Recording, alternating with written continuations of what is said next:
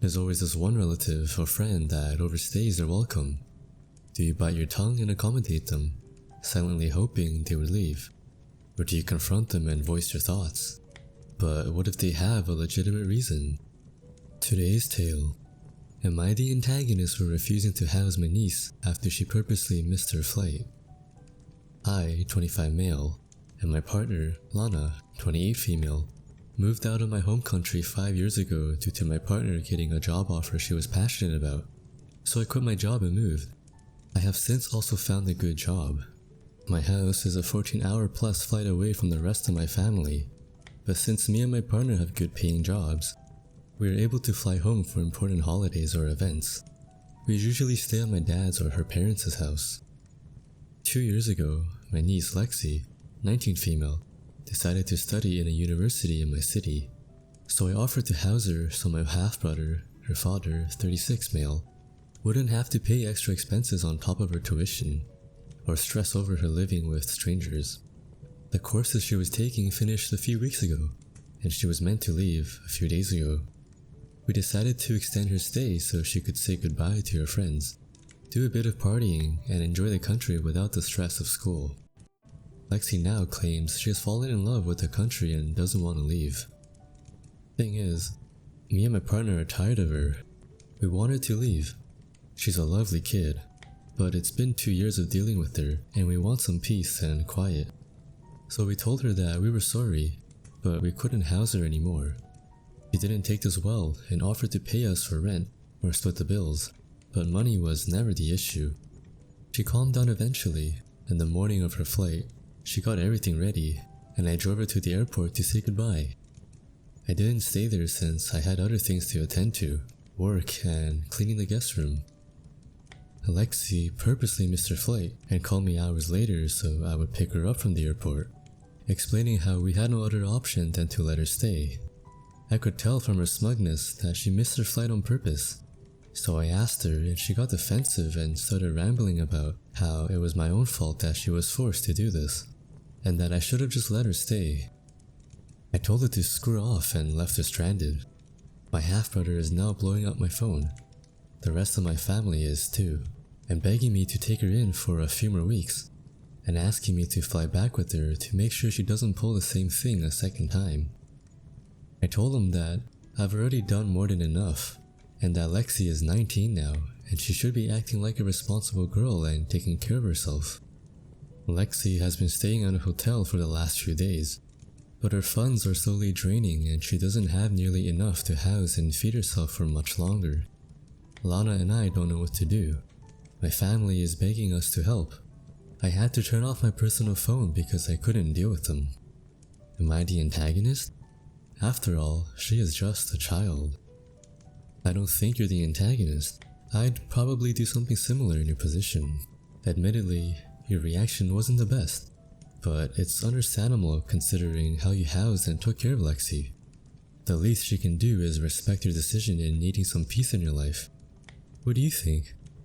Here is some additional information. Why was your niece staying with you? I wanted to be kind to my half-brother. I have been very lucky in life and I was blessed with enough financial stability to be able to care for my niece, which took a huge toll off him. I have been given permission to share this, so don't worry. Some of you might have noticed that my brother was only 17 when Lexi was born.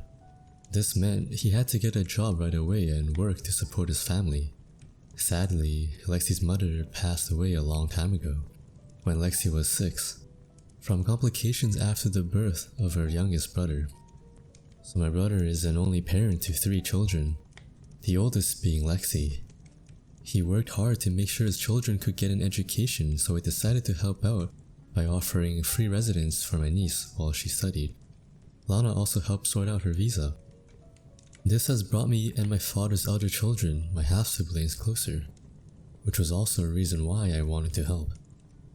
Lexi is the same age as you when you moved. She should have figured it out like you and Lana. I had Lana's help. She was already well off even without the job offer and had many connections in the country. Part of her family is from a residence country, but she was born and raised entirely in our home country, only visiting during special occasions. Lana was able to find me a job, handled most of my legal paperwork, if not all, and rented our current residence in her name because it's much harder to find an apartment while being a foreigner. If Lana and her family hadn't helped me, I probably would have never been able to move, so I am insanely grateful. I'm not trying to justify Lexi's actions, but I'm not going to pretend 20-year-old me figured everything out by myself. I had loads of help and I couldn't be more grateful for my amazing partner. And now for the update. I'll start with the update. Lana and I tried our best to calm down and talk things out with my half-brother, and only him. We decided to ignore any family that wasn't directly involved because they were just overwhelming all of us. We exchanged a few messages, then had a video call and redacted a big message we would send to Lexi, expressing our concerns and the consequences our actions had. We thought that writing a singular well-explained message would be better than bombarding her and blowing up her phone with ramblings. In that message, we explained the legal consequences her actions would have, how she made us all feel, her father's anxieties, me and Lana's feelings of betrayal, and everyone's worries for her safety and well-being. We clarified we still loved her, thanks again to whoever advised us to say this, and that rather than upset, we were worried sick about her and wanted her safety above all else. We ended the message with an invitation for a video call scheduled a few minutes after we sent the message. Lana, her father, and I were sitting in the call for about 5 minutes before she appeared. The call was full of tears, screams, and questions coming from all directions. As much as we all tried to not look like this problem was eating us alive, I doubt any of us had been getting sleep or eating properly. My brother looked the most beat out of us, and I'm sure Lexi could tell. One of the first things I tried to ask my niece was advised to do this a lot, was ask her why she wanted to stay.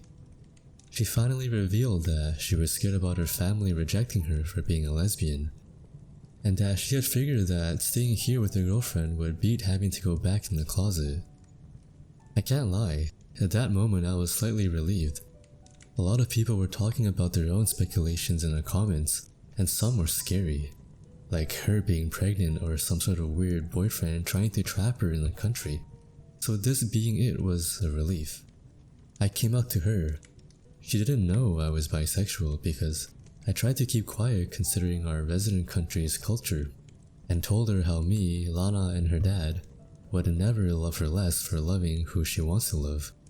I cried, a lot, and so did she. I'm pretty sure I saw my brother try to push back tears too.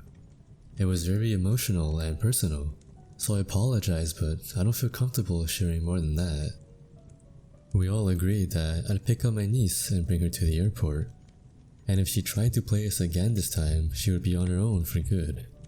Me and her father split costs for the ticket, but she will be paying us back from her own money with the job she gets once she goes back home.